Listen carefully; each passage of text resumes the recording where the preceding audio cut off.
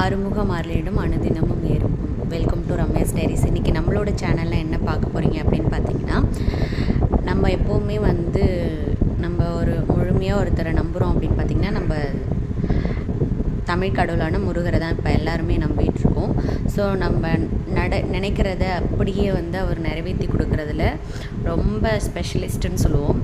நிறைய பேர் இப்போ அதுதான் வேண்டிகிட்ருக்கீங்க. ஒரு வேண்டுதல் வச்சு நான் இப்படி கும்பிட்டேன் முருகரை, எனக்கு இந்த பதில் கொடுத்துட்டாரு, நான் முருகரை இந்த மாதிரிலாம் வேண்டினேன், நான் வெத்தலை தீபம் போட்டேன் அப்படின்னு சொல்லிட்டு ஒவ்வொருத்தவங்க ஒரு மாதிரி வேண்டுதல் வச்சு நம்ம அந்த முருகர் வழிபடுறது வழக்கம்.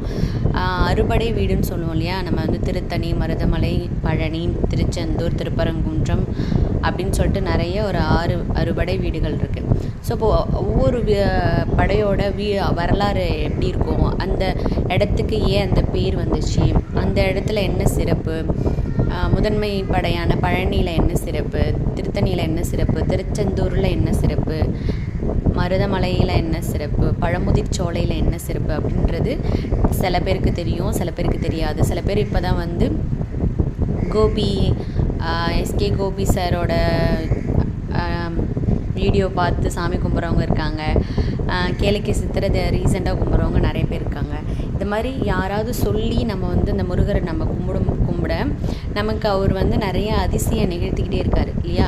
அப்போ நான் அப்படியேப்பட்ட அந்த தமிழ் கடவுளான முருகரை பற்றி நம்ம நிறைய தெரிஞ்சுக்கணும் இல்லையா.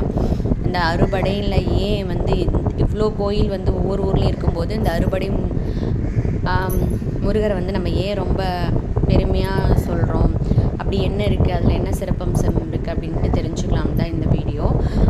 இந்த அறுபடையை பற்றியும் ஒவ்வொரு நாளைக்கு நான் ஒரு வீடியோ போடுறேன். இன்றைக்கி நம்ம பார்க்க போகிறது முதன்மை படையான பழனி இருக்கு இல்லையா, அதோட கோயிலோட வரலாறு, அதோட டீட்டெயில்ஸ் தான். எதுக்காக அந்த பேர் வந்துச்சு, அங்கே ஏன் பழனிக்கு ஏன் முருகர் போனார் இந்த மலை மேலே அப்படின்னு அதோட முழுமையான என்னென்ன எனக்கு தெரிஞ்சிருக்கோ அதை பற்றி நான் உங்கள்கிட்ட சொல்கிறதுக்காக தான் இந்த வீடியோ.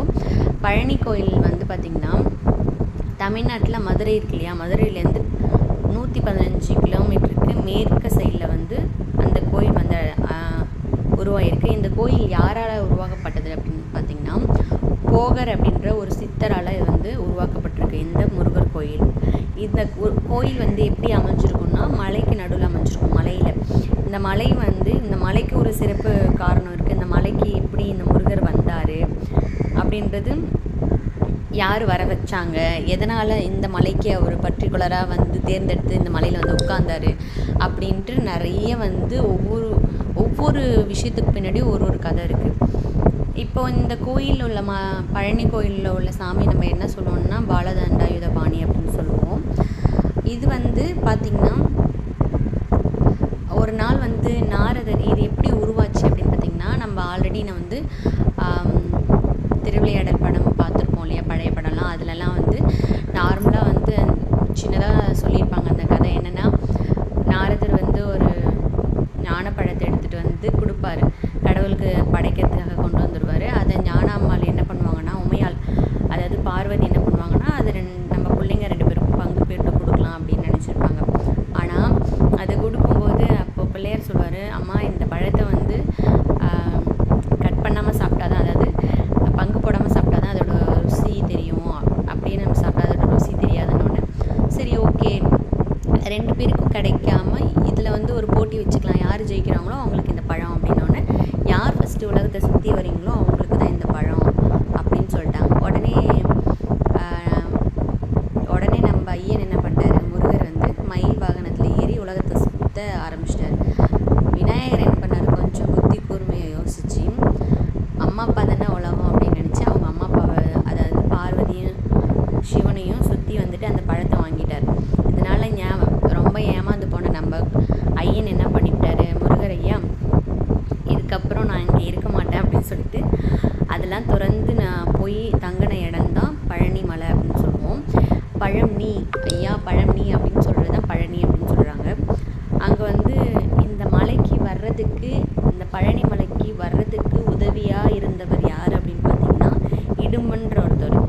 அவர் என்னன்னு பார்த்தீங்கன்னா, ஒரு தராசில் ஒரு பக்கம் அதாவது இடும்பன் மலையையும் ஒரு பக்கம் வந்து பழனி மலையையும் தூக்கிட்டு வந்த மாதிரி புராண கதையில் இருக்குது. அது எதனாலன்னா தூக்கிட்டு வந்துட்டு இருக்கும் பொழுது இடும்பனோட மனைவியும் இடும்பனும் ஒரு இளைப்பாறதுக்காக ஒரு இடத்துல மலையை வச்சுட்டு உட்காந்துருக்காங்க.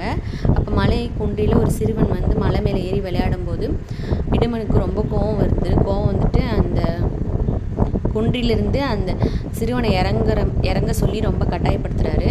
அப்போ வந்து அந்த சிறுவன் இறங்காதனால இவர் வந்து தாக்க முயற்சி இருக்கும்போது திடீர்னு வந்து விழுந்து குன்றிலிருந்து விழுந்து இறந்துடுறாரு. உடனே இடும்பனோட மனைவி வந்து கடவுள்கிட்ட வேண்டி அந்த உயிரை வந்து மீட்டு தராங்க. அப்போ வந்து என்ன பண்ணுறாங்கன்னா முருகனோட அருளால் அவர் வந்து திரும்ப உயிர் பிரிச்சுறாரு.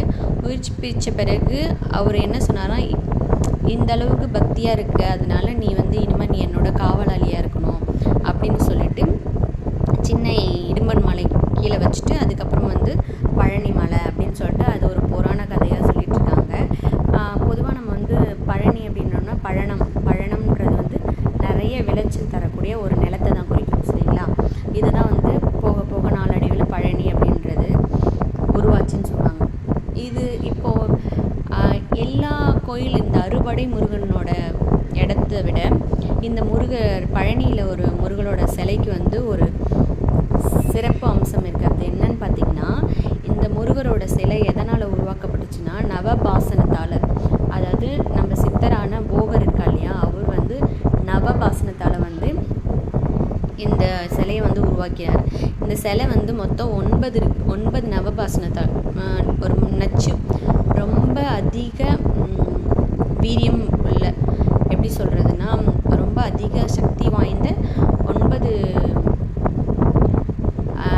பொருளால் இந்த சிலை வந்து உருவாக்கப்பட்டதுன்னு சொல்கிறாங்க. இந்த சிலை வந்து எப்படி இருக்கும் அப்படின்னு பார்த்தீங்கன்னா, மீன் செதில் இருக்கு இல்லையா, அது மாதிரி இருந்துச்சாம். அது வந்து என்ன பண்ணுவாங்கன்னா கொஞ்சம் பழுதுபடுத்தி அதை நைட் நேரத்தில் என்ன பண்ணுவாங்கன்னா இரவு நேரத்தில் அது ஃபுல்லாக சந்தன காப்பு மாதிரி பண்ணி காலையில் வந்து விஸ்வரூபமாக வந்து தரிசனம் கொடுப்பாங்களாம். அதில் தான் வந்து பக்தர்களுக்கு சின்ன சின்ன உருண்டையாக எடுத்து அதில் பிரசாதமாக வந்து கொடுத்துட்ருக்காங்க அப்படின்றது இப்போவும் வந்து ஐதீகமாக சொல்லப்படுது. இந்த போகர்ன்றது யாருன்னு பார்த்திங்கன்னா, இந்த பழனிமலையை உருவாக்கின போகர்ன்றது யாருன்னு பார்த்திங்கன்னா ரொம்ப பிரபலமான சித்தர்னு சொல்லுவாங்க. இவர் வந்து நவபாஷண முருகர் சிலையை செய்கிறதுல வந்து ரொம்ப வல்லவர் அப்படின்னு சொல்லுவாங்க. அகத்தியர் இருக்கார் இல்லையா, அகத்தியர் முனிவர் வந்து என்ன பண்ணுவார்னா தன்னை நாடி வர்றவங்களுக்கு நோய் இருக்குது, ஏதாவது எனக்கு குறை இருக்குது அப்படின்ட்டு வர்றவங்களுக்கு பஷ்பம் வில்லை போன்ற அந்த மாதிரி மூலிகையை கொடுத்து நோயை குணப்படுத்திட்டு வந்தாராம். போகர் என்ன பண்ணாராம், அது மாதிரி நவபாஷ்ணம் அப்படின்றத கொடுத்து தன்னை நாடி வரவங்களுக்கு நவபாஷ்ணத்தை கொடுத்துட்டு இருந்தார். அகத்தியரோட மருந்து என்ன பண்ணுச்சுன்னா சீக்கிரமாக வந்து குணமாக்குச்சு. ஆனால் போகரோட மருந்து வந்து வீரியம் அதிகம் இல்லையா, அதனால வந்து நிறைய பேர் வந்து உயிரிழக்க ஆரம்பிச்சாங்களாம். ஏன்னா அவர் வந்து அளவுக்கு மீறினால் அமிர்தமும் நஞ்சுன்னு சொல்லுவாங்கள்ல, அது மாதிரி அளவுக்கு அதிகமாக கொடுக்க ஆரம்பிக்கவும் அதை சாப்பிட்டு மக்கள் வந்து நிறைய பேர் உயிரிழக்க ஆரம்பிச்சாங்களாம். இதனால் இதை நினச்ச அந்த போகர் என்ன பண்ணாராம், நவபாஷணத்தால் ஒரு சிலையை செஞ்சு அதில் சந்தனத்தை பூசி அதிலேருந்து ஒரு சின்ன சின்ன குண்டுமணி அளவுக்கு சின்ன சின்ன உருண்டையாக வந்து வர பக்தர்களுக்கு கொடுத்துட்டு அது மூலமாக குணப்படுத்திட்டு வர்றதாகவும் அந்த காலத்துலேருந்து ஐதீகம் சொல்லப்படுது. இதுக்கு வந்து முதல்ல காவடி, பழனியிலேயே வந்து சிறப்பம்சம் என்னன்னு சொல்லணும்னா காவடி வந்து யார் கொண்டு வந்தா அப்படின்னு பார்த்தீங்கன்னா ஏழபெத்த வீடு அப்படின்ற ஒருத்தவர். ஏழபெத்த வீடு என்ற ஊரை சேர்ந்த ஒரு பக்தர் என்ன பண்ணாராம், சுமார் 450 ஆண்டுக்கு முன்னே காவடி வந்து சுமந்து வந்தாராம். அது வந்து மரம், அலுமினியம் இது எல்லாத்தையும் கலந்து இந்த காவடி வந்து உருவாக்கப்பட்டிருக்கான். ஒரு பக்கத்தில் என்ன பண்ணாராம், வள்ளி தெய்வானையும் சமேத முருகரும், மற்றொரு பக்கத்தில் சித்தி புத்தி சமேத விநாயகரும் 2 பக்கமும் வந்து உண்டு பண்ணி அந்த காவடி எடுத்து வந்திருக்காரு. இந்த காவடி என்ன பண்ணணும், இப்போவும் உச்சியில் வந்து போகரோட சமாதி இருக்கு இல்லையா, அது பக்கத்தில் இப்போவும் பத்திரமா வச்சுருக்காங்க அப்படின்னு சொல்லப்படுறாங்க. பஞ்சாமிரதம் இதில் என்ன, இந்த பழனியில் என்னென்னா பஞ்சாமிர்தம் ரொம்ப ஃபேமஸ்ஸு. தங்கத்தேர் வழிபாடு சொல்லுவாங்க. காவடி வந்து அதிகமாக வந்து இங்கே வந்து பழனியில் வந்தாலே காவடி தான் எடுப்பாங்க. காவடி சுமக்கிறது, சில பேர் அழகு கூட்டுவாங்க. பழனி மலை அடிவாரத்தில் வந்து குழந்தை வேலாயுத சாமி அப்படின்ற ஒரு அறுபடை வீடு ஒன்று இருக்குது. அதை தான் வந்து திருவாவினன்குடி 3ஆம் அறுபடை வீடு அப்படின்னு சொல்கிறாங்க. ஆனால் நிறைய பேரால் வந்து இது மலை மேலே இருக்கிறதுனால தண்டாயுதபாணி சுவாமி கோயில் அதுதான் அறுபடை வீடில் ஒன்று அப்படின்னு தவறாக புரிஞ்சிட்ருக்காங்க. சங்க இலக்கியத்தில் பார்த்திங்கன்னா 10 பாட்டில் முதல் நூலான திருமுருகாற்றுப்படையில் நக்கீரர் என்ன சொல்வார்னா, ஆவினன் குடியே ஆகும் ஆவினன்குடி தாயில் கொள்கை மடந்தையோடு சில் நாள் ஆவினன் குடி அசைதலும் உரியன் அப்படின்ட்டு திருமுருகாற்றுப்படையில் நக்கீரர் குறிப்பிட்டிருப்பாராம். அப்போது அதை வந்து முருகர் வந்து ஆண்டி கோலத்தில் இருந்து அதுக்கப்புறம் ஆண்டி கோலத்தை இருந்தாருன்னு அதில் நக்கீரர் வந்து குறிப்பிடலை. ஆனால் வந்து சில பேர் ஆண்டி கோலத்தில் இருந்திருக்காங்க அப்படின்னு சொல்லி சொல்கிறது வந்து தவறாக இருக்குமோ அப்படின்றது வந்து சொல்கிறாங்க நிறைய பேர். ஆவினன்குடி அப்படிங்கிறது என்னென்னா, வள்ளியோட போய் முருகர் தங்கியிருந்த இடம்தான் ஆவினன்குடி அப்படின்னு சொல்கிறாங்க. இதனால் பழனி கோயில் இருக்கு இல்லையா, பழனி கோயிலும் வேறு, ஆவினன்குடி கோயில் வேறு அப்படின்னு சொல்கிறாங்க. இது வந்து பழனி ஆண்டவரால் வந்து உருவாக்கியிருக்குது. நக்கீரருக்கு பிறகு வந்த போகர் உருவாக்கியது தான் பழனி ஆண்டவர் மலை கோயில் அப்படின்னு சொல்கிறாங்க. இது எது உண்மை எது பொய்ன்னு தெரியல. பட் ஆனால் இதை பற்றி நிறைய தெரிஞ்சவங்க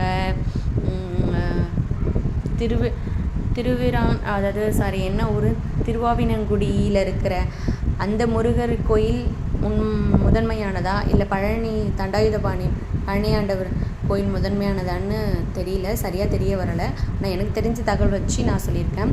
அதுக்கப்புறம் பார்த்திங்கன்னா இந்த திருவாவினன்குடி அப்படின்றது என்ன அப்படின்னு பார்த்திங்கன்னா, அதாவது சொல்லுவோம், மயிலுக்கு போர்வை தந்தார்ல பேகன், அவரோட பிறந்த ஊரை தான் வந்து திருவாவினன்குடி அப்படின்னு சொல்லுவாங்க. இதுதான் வந்து பழனி மலை முருகனுடைய வரலாறு. எனக்கு தெரிஞ்சதை நான் உங்ககிட்ட ஷேர் பண்ணியிருக்கேன். பிழைகள் ஏதாவது இருந்ததுன்னா மன்னிக்கவும். நான் எனக்கு எந்தளவுக்கு தெரிஞ்சதோ அந்தளவுக்கு சரி நீங்களும் தெரிஞ்சுக்கலாம் அப்படின்றதுக்காக உங்கள்கிட்டயே நான் ஷேர் பண்ணியிருக்கேன். நாளைக்கு வந்து அடுத்தது என்ன படை வீடை பற்றி தெரிஞ்சுக்கணுன்னு ஆசைப்பட்றீங்க அப்படின்ட்டு மறக்காமல் கமெண்ட் பண்ணுங்கள். இந்த வீடியோ உங்களுக்கு பிடிச்சதுன்னா மறக்காமல் லைக் பண்ணுங்கள், ஷேர் பண்ணுங்கள், கமெண்ட் பண்ணுங்கள். தேங்க்யூ. டாடா, பாய்.